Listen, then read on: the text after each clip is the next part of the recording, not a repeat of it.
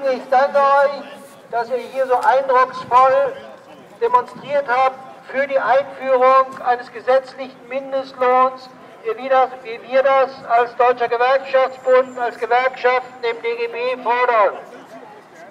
Wir rufen jetzt auf, gemeinsam zu der Demonstration und Bankenumzingelung zu gehen, Banken in die Schranken, denn es gibt einen Zusammenhang zwischen dem, was hier auf dem FDP-Parteitag geschieht und was die Finanz- und Wirtschaftskrise in Europa anbelangt.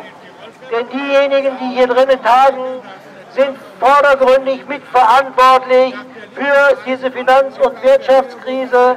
Deswegen, wir gehen jetzt zu dem Hauptbahnhof, wo der Treffpunkt ist, für die Demonstration und Kundgebung und die Bankenumzingelung unter dem Motto Banken in die Schranken.